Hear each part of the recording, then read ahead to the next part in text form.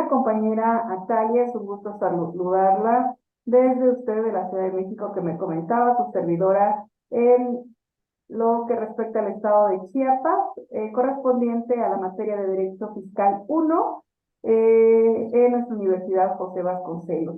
Vamos a dar inicio a la segunda parte que nosotros tenemos que analizar de nuestro plan de estudio en relación a los impuestos.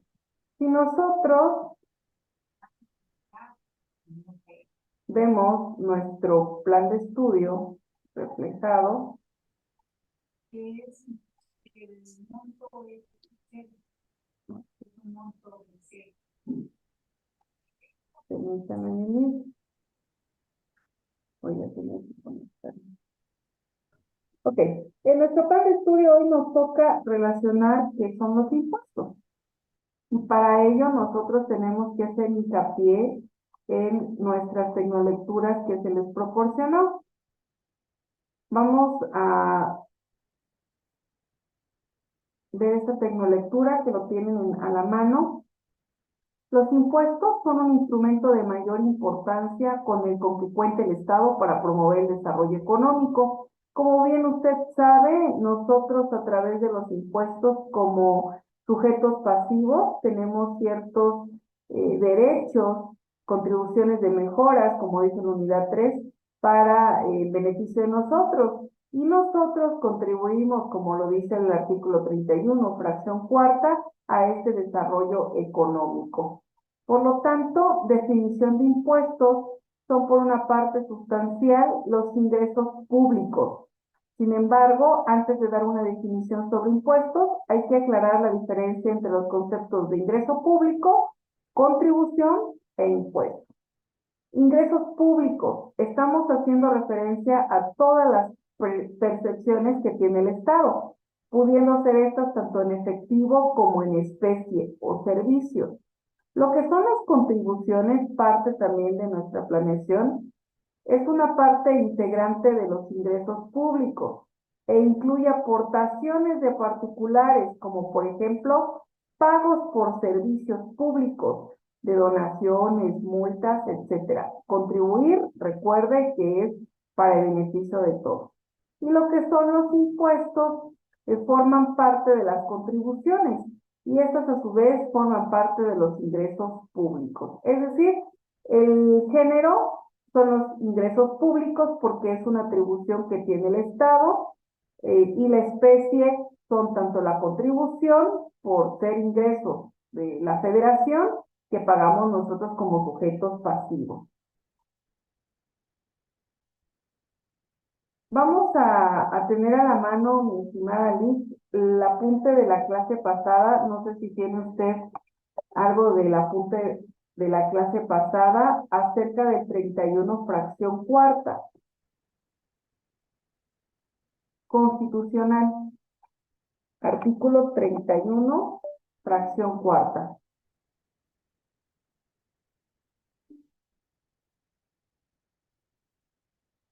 Recordemos que en este artículo 31, fracción cuarta, nos hace hincapié a lo referente de que nosotros como mexicanos debemos de contribuir y por lo tanto, a través de esas contribuciones, nosotros poder tener ciertos beneficios. Comparto pantalla, mi estimada Liz, y vamos a seguir con lo que nosotros estamos planteando ahorita. ¿Qué son los impuestos? Los impuestos son cargas o tributos, son una obligación de pago que el Estado impone a nosotros como ciudadanos, sin que exista una contraprestación directa de bienes o servicios. Tiene un principio, el propósito de financiar las actividades del sector público que son de provecho común. Es decir, el propósito es el bien público al servicio de todos. Todos los ciudadanos de un estado deben, de un modo u otro, cumplir con el pago de ciertos impuestos. Para ello se utiliza el principio de la capacidad tributaria o contributiva. Esta capacidad, mi estimada Liz y estimados licenciados, Se refiere, lo planteamos en la primera sesión, a que van a resaltar los principios de justicia y de equidad en cuanto al pago de estos impuestos, ya que no todos vamos a pagar los impuestos de una misma manera, debido a que nosotros tenemos diversos ingresos por parte de nuestra, digamos, de nuestro trabajo. Y por ello debemos de saber que las contribuciones deben de ser de manera equitativa y sobre todo justa. Tenemos nuestro plan de estudio haciendo referencia a sus características. Pertenece al derecho público, el derecho fiscal, y aquí lo menciona, un principio de equidad y también de justicia en el aspecto de lo que estábamos comentando en relación al principio de la capacidad contributiva. Dicho principio indispensable que lo mencionen en la actividad, que establece quienes más recursos tienen deberán proveer una mayor cantidad de recursos que aquellos menos favorecidos, para así lograr una sociedad con más equidad social y económica. Quienes cumplen con el pago de los impuestos son sancionados por el propio Estado. Incumplen, perdón, ya sea mediante multas y nuevas imposiciones o eventualmente penas, según lo establezca la ley tributaria de dicha nación. La utilidad, ¿para qué nos sirven estos ingresos públicos? De casualidad, Mili, puede usted darle lectura, si no, no se preocupe, su servidora lo realizará. ¿Para qué sirven los impuestos? Los impuestos, como hemos dicho en el principio, sirven para mantener el financiamiento al Estado, junto a las empresas públicas e ingresos de otros tipos. La recaudación en el mecanismo por excelencia de financiación de lo público, de modo que entre todos los ciudadanos de un país sostengan la actividad que que son de provecho común y que no tienen fines de lucro. Sin embargo, los impuestos pueden servir también para otros fines, como desalentar determinadas dinámicas de consumo, en lo que suele considerarse como mecanismos de protección interna o medidas proteccionistas. En esos casos, el Estado coloca impuestos a ciertos productos importados para encarecer su costo y así defender a los productores locales que de otro modo no podían competir comercialmente. También pueden asignarse impuestos para hacer más costosos cierto tipo de productos, considerando nocivos para la salud o cuyo consumo busca desalentarse, como el cigarrillo o el alcohol. Finalmente, los impuestos a las rentas y a las ganancias repentinas tienen como fin asignarle al Estado una porción de los dineros devengados por los más ricos de la sociedad o por aquellos que ganen apuestas o la lotería, para así luchar contra la concentración de capitales en una sola clase social o un conjunto pequeño de personas. De lo que establece aquí, y el ejemplo si ganar la lotería es un ejemplo, debido a que no todos tenemos la facultad de poder, digamos, consumir determinados productos. Pero aquí algo muy importante de los impuestos, también el gobierno lo implementa para desalentar.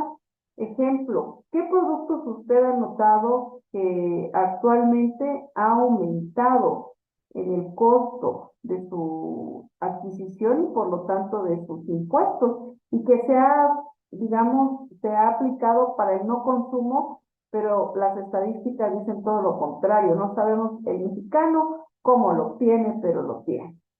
¿Tiene usted algún ejemplo en la mente? Pues los que mencionaba la lectura, ¿no? Que es el cigarrillo, el alcohol. Ha aumentado muchísimo el costo de una botella de alcohol, pero pero la gente todavía lo sigue consumiendo, ¿no? Y es nocivo para la salud. Claro, mi estimada Liz, sí, muy cierto. Es decir, el gobierno lo ha implementado también como para esta medida de salubridad o de defensa, ya lo vimos también para el consumo local. Y esto es algo que a veces nosotros como consumidores no logramos entender en el aspecto de por qué algunos productos, digamos, importados son caros para nosotros. Sí, claro. También, pues, otros productos que hacen daño para la salud son como las botanas, ¿no? Las sabritas han subido muchísimo. Sí, yo Y, creo que y usted ha comparado de cuando era usted pequeña en su niñez a ahorita el consumo de una sabrita, ¿cuánto cuesta? sí, me acuerdo que antes eran súper baratas y todavía te gustaba como para el refresco, ¿no? Que ahorita el refresco y las sabritas salen más caros que una cena, pues, La verdad, eh, casi natural. equitativo. Sí, muchos estudios dicen que ya, como dice usted, una sabrita, una fritura con la gaseosa ya es equitativo a un alimento del día. Y vamos a hablar de estos elementos del impuesto. El primero es que existe un sujeto. Puede ser el sujeto activo y pasivo. El activo es aquel que tiene el derecho de exigir el pago de los tributos. Pues, ¿quién tiene este derecho? El Estado. Y recordemos que el Estado, estamos hablando a nivel federal, a nivel del Estado y a nivel municipal, porque a partir del 115 constitucional que nos hace referencia a los estados y municipios, y también el 40 constitucional, hace hincapié de que nosotros debemos de seguir hincapié lo que diga la federación, pero sin embargo van a existir ciertos impuestos únicamente que sean de estado y de municipio. Y pues el sujeto pasivo es la persona física o moral. Ojo, en su actividad tiene que ir, no únicamente le pongan persona física. Ya habíamos visto en la primera sesión que la persona moral tiene la obligación de pagar impuestos en los términos establecidos por la ley, mientras que el sujeto pagador del impuesto es quien realmente paga el impuesto. Nosotros podemos ser sujetos pasivos en recibir el beneficio, pero existen impuestos directos en que el beneficio lo paga la persona que tiene a nombre ese derecho. Ejemplo, un vehículo. ¿Sí? El derecho de la tenencia de ese vehículo, probablemente usted tenga un derecho personal, use un vehículo, pero no tiene el derecho real, o sea, el pago del vehículo. La persona a quien está el nombre es el que tiene el impuesto directo y aquel que está realmente obligado a pagar y no la persona que tenga el derecho personal. Recordemos que la cosa, tener la cosa. El objeto, ¿me puede usted apoyar, Miguel, por favor? Sí, claro. Es la actividad o cosa que la ley señala como el motivo del gravamen, de tal manera que se considera como el hecho generado del impuesto. Perfecto, gracias. La fuente es el monto de los bienes o de la riqueza de una persona física o moral de donde provienen las cantidades necesarias para el pago de los impuestos. Este tipo de principio se refiere a lo que nosotros ya vimos ahorita al principio de equidad y justicia, de que no todos podemos pagar lo mismo porque la fuente de ingresos no es igual. Ahorita usted que está en otro estado, no me dejará mentir que cuando estaba estudiando aquí con nosotros en la Universidad Vasconcelos en modalidad presencial, puede hacer esa comparación de esa fuente en tanto a los ingresos y en tanto a lo que usted consume. Ejemplo, aquí Sí, no, algunos alimentos, los que son alimentos frescos, incluso pueden ser mucho más económicos que cuando pagan cierta, digamos, impuesto por el embalaje, el traslado de ese mismo producto. sí, claro. Y hasta por zonas también se paga diferente impuesto acá en la Ciudad de México. Ujú. Y simplemente, digamos, el transporte. No es lo mismo tomar digamos, o un colectivo básico que un taxi. Y A diferencia de aquí nosotros en San Cristóbal de las Casas Quejas. Base, es el la, monto, sí, es el monto gravable sobre el cual se determina la cuantía del impuesto. Por ejemplo, el monto de la renta percibida, número de litros producidos, el ingreso anual de contribuyentes, otros. Es una estandarización. Unidad es la parte alícuota específica o monetaria que se considera de acuerdo a la ley para fijar el monto del impuesto. Por ejemplo, en qué unidad, si va a ser un kilo, un litro, un dólar, etcétera. La cuota, cantidad de dinero que se percibe por unidad tributaria, de tal forma que se fijen cantidades absolutas. En caso de la cantidad de dinero percibida sea como porcentaje por unidad, entonces se está hablando de tasa.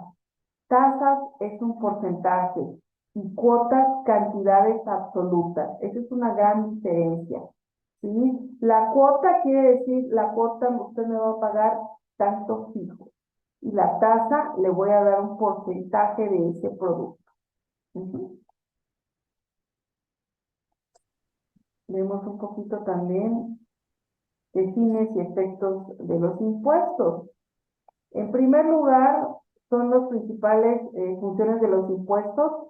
Tienen en el sistema económico gran importancia debido a que a través de estos se pueden alcanzar diversos objetivos. Originalmente los impuestos servían exclusivamente para que el Estado se allegara de recursos. Sin embargo, hoy en día podemos ver que existen varios fines.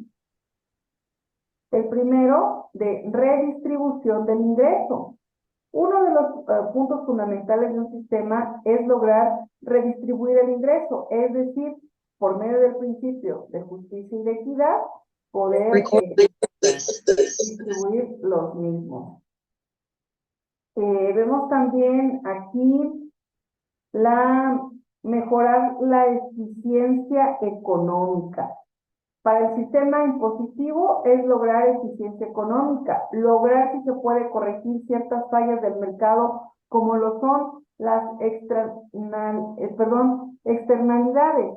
En el ejemplo de mejorar la eficacia económica, como es un punto de vista, el derecho fiscal viene relacionado al derecho financiero, tiene mucha relevancia con teoría económica y de eso va implementando de si determinados impuestos sí, digamos, funcionó para que pudieran pagar sus contribuciones o hubo una demanda de esas contribuciones, una buena respuesta por parte del ciudadano, se está haciendo una mejora de eficiencia económica.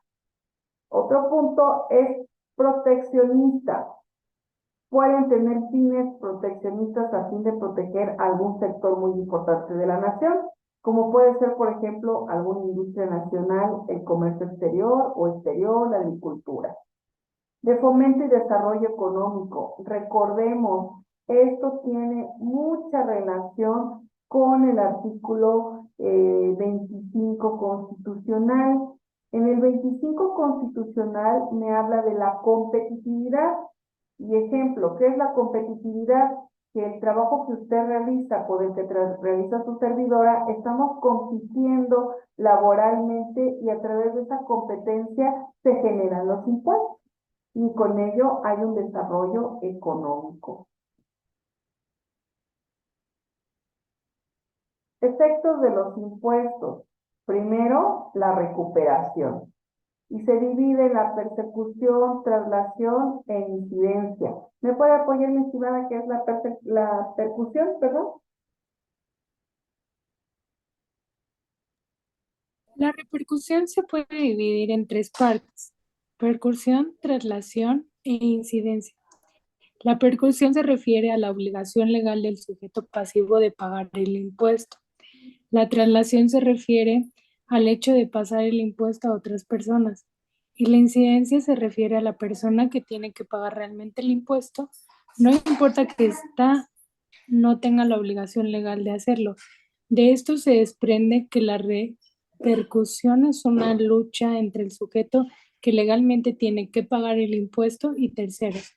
el sujeto trata de trasladar el impuesto y la persona tercera tratará de restringir el consumo de dicho artículo para evitar de esta forma cargar con el impuesto. Ujú. Hay algo muy importante, ejemplo, cuando existe algún impuesto que no podemos pagar directamente nosotros, podemos utilizar el incidente, ¿sí? Es decir, que otro tercero lo pague en beneficio de quien era el obligado de realizarlo. Difusión. Una vez que termina el fenómeno de la persecución, se presenta el de la difusión. Este se caracteriza porque la persona que debe pagar finalmente el impuesto ve reducida su capacidad adquisitiva en la misma proporción del impuesto pagado. Sin embargo, esto genera un proceso en el que esta persona deja de adquirir ciertos productos o reduce su demanda. Por lo tanto, sus proveedores se verán afectados por esta reducción en sus ventas y a su vez tendrá que reducir sus compras y así sucesivamente. Lo que estábamos platicando en este momento con los productos, ¿sí? La difusión quiere decir que de una teoría económica de que la utilidad marginal disminuye, es decir, la capacidad de poderlo adquirir. Absorción. Puede existir la posibilidad de que el sujeto pasivo traslade el impuesto, sin embargo, no lo hace porque su idea es pagarlo. No obstante, para que pueda pagarlo, decide o bien aumentar la producción, disminuir el capital y el trabajo empleado, o en la última instancia implementar algún tipo de innovación tecnológica que permita disminuir los costos. Y evasión. Este principio es muy fundamental si lo pueden poner en su actividad. ¿La puedo molestar si puede darle de lectura? Claro que sí, pues. La evasión es el acto de evitar el pago de un impuesto a diferencia de lo que sucede con la repercusión, en donde el impuesto se traslada. En el caso de la evasión, simplemente nunca se paga porque nadie cubre ese pago. La evasión puede ser de dos tipos, legal o ilegal. La evasión legal consiste en evitar el pago del impuesto mediante procedimientos legales, por ejemplo, al dejar de comprar una mercancía a la cual se le acaba de implementar un impuesto. En este caso, el impuesto no se paga porque simplemente se ha dejado de comprar el bien. La evasión ilegal es aquella en la cual se deja de pagar el impuesto mediante actos violatorios de las normas legales. Por ejemplo, la ocultación de ingresos, la omisión en la expedición de facturas, contrabando, etc. Mucho esto, por ejemplo, es el ejemplo más claro, la omisión de la expedición de facturas o conseguir facturas alteradas. Este tipo de evasión fiscal se da por diferentes razones. Primero, la ignorancia sobre los fines de los impuestos. Segundo, servicios públicos prestados en forma defectuosa o ineficiente. Tercero, por la falta de una contraprestación por los impuestos que se pagan. Muchas veces se considera que el pago de impuestos solo sirve para contribuir al enriquecimiento ilícito de los funcionarios públicos. Y eso es lo que a veces muchos pensamos en decir, bueno, el impuesto realmente dónde se ve reflejado. Recordemos que esos impuestos son federales, del Estado y municipales. Y es ahí donde nosotros debemos hacer reflexión que los impuestos pues sirven para utilidad de todos, pública. Capacidad de pago. Existe una equidad horizontal. Bajo esta premisa se establece que las personas son y con igual capacidad de pago deben pagar lo mismo. Sin embargo, puede existir diversas maneras de medir la capacidad de pago. Todas ellas deben ser de tipo cualitativo: renta, consumo o riqueza. Esta cuestión ha sido ampliamente discutida. Se debe establecer qué medio es el más adecuado para lograr la equidad. El problema estriba en que cada uno de estos medios presenta ventajas y desventajas frente a los demás. Por lo tanto, es preciso considerar cuál de estos lograr minimizar las desventajas y cuál maximizar las ventajas. ¿Por qué? Porque tenemos una equidad vertical, que es la que nosotros nos debemos de basar. Esta nos establece que las personas con diferentes niveles de renta deben pagar cantidades diferentes de impuestos. Para saber qué tan diferentes deben ser estos pagos, se establecen 3 reglas de sacrificio. Primera, das un supuesto suponiendo 2 personas con diferentes niveles de renta, uno con renta alta y el otro con renta baja. Entonces se supone que ambas personas contribuyen con un mismo nivel de renta. Por ejemplo, aquí habla, vamos a poner pesos mexicanos, de 100 pesos. Estas 2 personas van a contribuir exactamente con la misma proporción de su ingreso. Por ejemplo, 10%. Tercera, las 2 personas pagan fracciones diferentes de sus ingresos, resultando que ambas rentas después del impuesto se igualan. Es decir, que únicamente de la renta, en este caso de nuestro sueldo, pues va a variar según el porcentaje de tasa que nosotros determinemos. Las cuotas son fijas. Por ejemplo, un producto que se venda en tu estado o el pago de un derecho es por medio de una cuota. Y esas cuotas se dividen en federales, de gobierno municipal. No le pueden alterar. El precio es por cuota, es fijo. Sin embargo, por tasa sería el porcentaje. Supongamos una tasa por su sueldo a una tasa del sueldo de su servidora, es ahí donde entra este principio de que no vamos a pagar el mismo impuesto. Vamos a ir también un poquito con los elementos del impuesto. ¿Cuáles son los elementos? Es un hecho imponible. Es la motivación del impuesto, o sea, la razón por la que debemos pagar. También se considera como no negociable. ¿Qué significa que no sea negociable el impuesto? ¿Qué cree usted que significa? Es imponible, pero no negociable. Que pues no puedo pagar lo que yo crea mi conveniencia, ¿no? Sino que ya hay una tasa de impuesto que tengo que cubrir por lo que estoy utilizando, ¿no? Claro, no podemos negociarlo, decir, ay, fíjese que hoy pues tuve muchos Deme gastos menos. y no puedo pagarlo. Claro, el fisco no trabaja así. El sujeto pasivo es dentro de los elementos, pues somos todas las personas, ya sea naturales o jurídicas. Para actividad, tenerlo en consideración. Base imponible, el monto sobre el cual se calculan los impuestos a pagar, tiene relación con el principio de igualdad y el de justicia.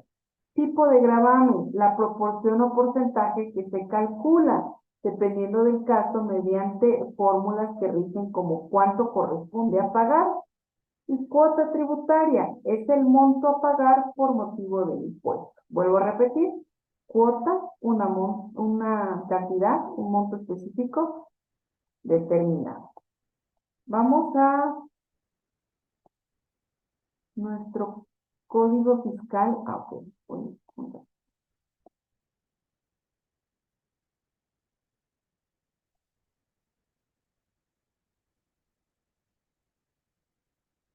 Ya vimos los principios, concepto de fuente formal del derecho. La fuente formal, recuerden que habla del derecho positivo, entonces su fuente formal es la Constitución. Como fuente formal, usted debe poner que es la Constitución en el artículo 31, fracción cuarta. Como obligación de nosotros, los ciudadanos. Ingresos, ahorita vamos a ir con el punto número 2, que ya tomamos un poquito los ingresos públicos, de carácter público. Concepto de tributo, contribución y las etapas. Y la unidad 3 habla de los sujetos pasivos, que hicimos referencia un poco, que somos nosotros los obligados a pagar al Estado.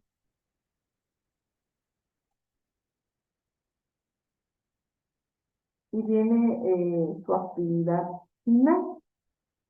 Y esta actividad final que es primordial, el desahogo de la misma. Vamos a hablar un poquito ahorita de nuestro código fiscal.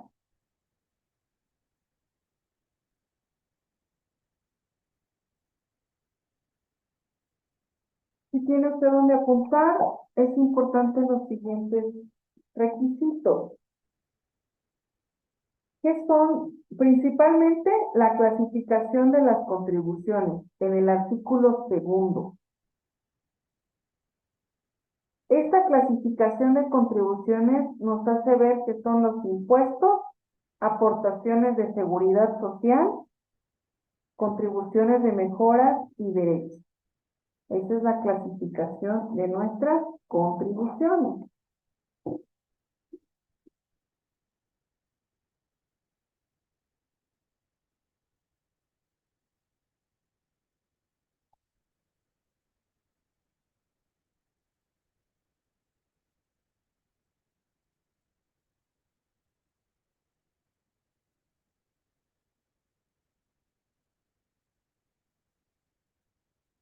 En el artículo 3 hablamos que son los aprovechamientos.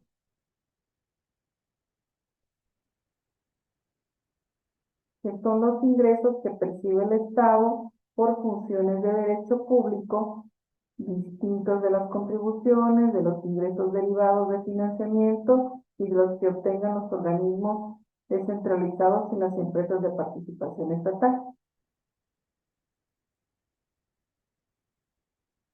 Dentro de los requisitos, tenemos el artículo 10 de nuestro Código Fiscal,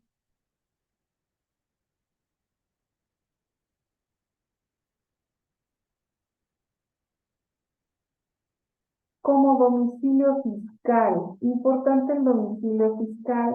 Recordemos que nosotros ya como sujetos pasivos, pues somos parte indispensable de dar este requisito al fisco, el cual recuerden que como el Estado es el que amerita, tiene ese derecho de las contribuciones, de los impuestos, pues nos localiza con el hecho de decirle que el Instituto Nacional Electoral le pasa los datos de ubicación domiciliaria al SAT. Por eso es muy importante que nosotros tengamos todos nuestros datos adecuadamente para no causar ninguna sospecha del fisco y existe una evasión de impuestos. Ejemplo, inciso También A. sabía que ya el banco, ¿no? Hasta el banco como que ya traslada toda la información monetaria que tú tienes para que el fisco esté Sí. enterado. Lo que pasa es que esto es una, digamos, una red con el fisco. Como ejemplo, si usted llega a cambiar de domicilio y el banco detecta que usted, su credencial no es vigente, no hizo el trámite de cambio, digamos, le cancelan los beneficios bancarios. Entonces, forzosamente tiene que ir al Instituto Nacional Electoral, hacer el trámite de su credencial, llevar lo mismo. Y si yo en el SAT no le movió mi dirección, ya lo sabe desde que usted hizo sus trámites. Es una obligación de toda institución de hacer digamos, esa notificación. Muchas veces, por eso le digo esa evasión de impuestos, que recordemos nosotros dentro de las obligaciones del contador en el Código de Comercio, nos dice que el contador debe de guardar mínimo nuestros, digamos, balances, todo el reporte contable, 10 años. ¿Sí? Eso tiene relación con que nosotros estamos obligados. Y eso está a partir del artículo 33 del Código de Comercio. Debe de conservar las cartas, correos, registro, telégrafos, etc.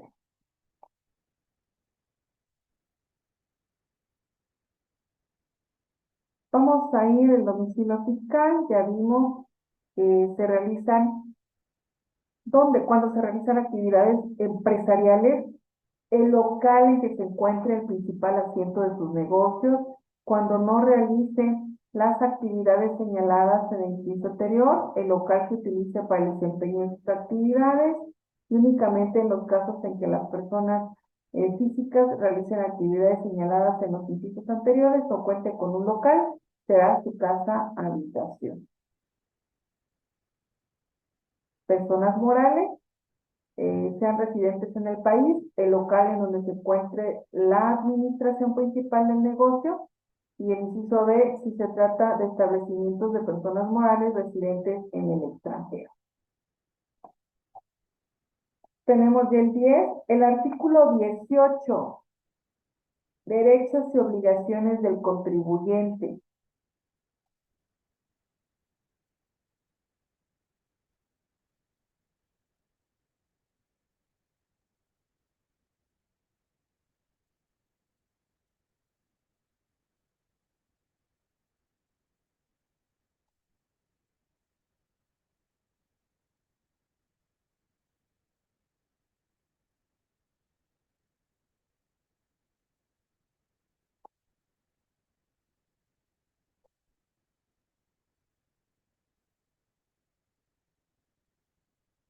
Toda promoción dirigida a las autoridades fiscales deberá presentarse mediante documento digital que contenga firma electrónica avanzada. Ojo, tiene relación igual con el Código de Comercio, artículo 89 del mismo código, que me da los requisitos de la firma electrónica avanzada. Los contribuyentes que exclusivamente se dediquen a las actividades agrícolas, ganaderas, pesqueras o silvícolas que no queden comprendidos en el tercer párrafo del artículo 31 de este código podrán utilizar firma electrónica avanzada. El Servicio de Administración Tributaria, mediante reglas de carácter general, podrán determinar las promociones que se representan mediante documento impreso. Las promociones deberán enviarse a través del buzón tributario y deberán de tener por los siguientes requisitos. Ojo con lo del buzón tributario. Relación con mensaje de datos, código de comercio. Es decir, si nosotros vemos que SAT nos hace una notificación de pago de impuestos y nunca abrimos el sobrecito, pensamos que pues, el SAT me va a entender como no notificado o error. Recordemos que el Código de Comercio dice que los mensajes de datos se entienden por cualquier medio de digital o digitalización utilizado que sea nuestro nombre, ¿sí? Independientemente, como cuando hacemos con el mensaje, ahí ya marca dos flechitas, ya me da por enterado. No, por eso es que donde sea nos piden el correo electrónico. Se entiende por ya, el SAT que usted ya ha sido notificado. Los requisitos: el nombre, la dominación o razón social, el domicilio fiscal manifestado en el Registro Federal de Contribuyentes, señalar la autoridad a que se dirige y el propósito de la promoción, la dirección de correo electrónico y, digamos, indiscutiblemente es un dato muy básico. Cuando el promovente que cuente con un certificado de firma electrónica avanzada acompañe documentos distintos a escrituras o poderes notariales y estos no sean digitalizados, la promoción deberá presentarla en forma impresa, cumpliendo los requisitos a que refiere el párrafo anterior. Las escrituras o poderes notariales deberán presentarse en forma digitalizada cuando se acompañe a un documento digital. Los certificados, recordemos que los certificados requieren también de saber cuánto tiempo tienen, digamos, de validez. Código de comercio en los certificados. ¿Por qué es vital para materia fiscal? Para saber en qué momento usted solicitó, ejemplo, una certificación, no la pagó, o si desea, con cuánto tiempo atrasado usted puede pagar los impuestos y lo que generó como retraso. ¿Por qué cree que nosotros pagamos derechos? Porque los derechos es otra forma, dice el artículo segundo, de las contribuciones. Ejemplo, si usted quiere un nuevo trabajo, dígame un documento que sea un derecho que tenemos que pagar.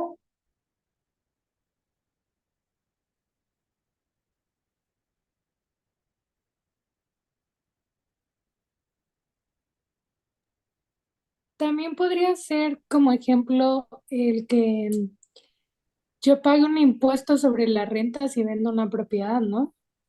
Aparte de mi nuevo trabajo. Claro, ejemplo, bien, Liz, muy bien, en mencionar un acta de nacimiento. Es un derecho que me asiste, o sea, yo tengo derecho de contar con este nacimiento, pero para que me lo otorgue el Estado, tengo que pagar. Y eso es el pago de un derecho. Ni siquiera es una contribución de mejora, ni siquiera es un impuesto a las contribuciones, no es una aportación de la seguridad social, es un derecho. Y es una clasificación de las contribuciones. Ok. Esta estructura de los ingresos públicos federales, que ya corresponde a su unidad 2 y 3, hablamos de los impuestos y las tasas que obtienen del sector privado, sin que eso implique una obligación del gobierno hacia el contribuyente, es decir, no hay contraprestación. Los empréstitos implican un retiro de fondos a cambio del compromiso del gobierno de devolverlos en una fecha futura y pagar una tasa de intereses previamente acordadas entre el oferente y el demandado del crédito. Los impuestos son obligatorios, mientras que las tasas y los empréstitos implican transacciones voluntarias. ¿Por qué? Porque depende que si nos proporcionan o no, digamos, esa ayuda por parte de otro gobierno. Otra forma de ver los impuestos es considerado que son prestaciones en dinero o en especie. Ya lo vimos, como lo son cubrir gastos públicos y satisfacer necesidades públicas. Ya vimos el elemento base constitucional, artículo 31, fracción cuarta. Hablamos también de manera particular en México, los ingresos públicos federales están compuestos por los recursos que capta el gobierno por las siguientes vías. Ojo, ¿cómo obtenemos recursos? ¿A través de qué? Aparte de lo que ya dice la clasificación de los impuestos del segundo A, habla de a través del sector central, ¿sí? Que es la recaudación tributaria y no tributaria ejecutada. La Secretaría de Hacienda y Crédito Público juega un papel muy importante.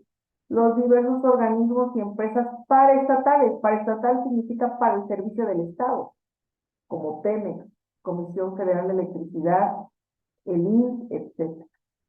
Los que provienen del endeudamiento externo o interno, como por ejemplo, de deuda interna, tenemos distintos valores gubernamentales que le sirve al gobierno para obtener recursos, tales como los certificados de la tesorería de la federación, los pagarés de la federación, etcétera. Esta clasificación de los ingresos, que ya lo vimos, se ve reflejado en este esquema. Hay ingresos ordinarios y extraordinarios.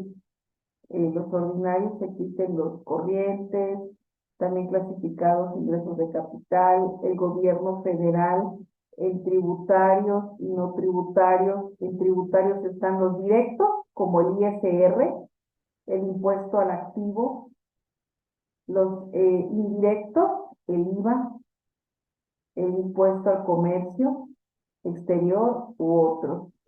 Simplemente comprar algo es indirectamente, directamente que sí tenga, como lo que platicamos, el derecho de un vehículo, de la tenencia de un vehículo, es directamente, el impuesto sobre la renta directamente, los no tributarios, pero que se van para mejoras, los derechos que ya habíamos mencionado, los aprovechamientos y productos. Y estamos hablando ahora de esta clasificación del gobierno también, los de organismos y empresas paraestatales, los que ya mencionamos en su debido momento.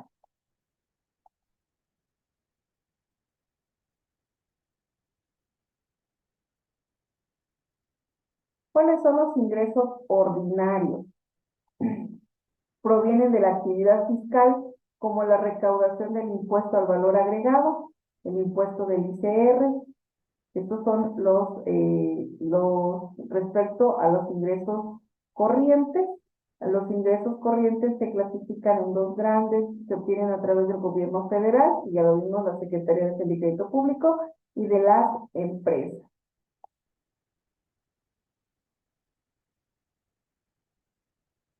Los impuestos directos que recaen sobre las personas, como ya hemos visto, si usted considera que tiene riqueza, ejemplo, una propiedad, ISR.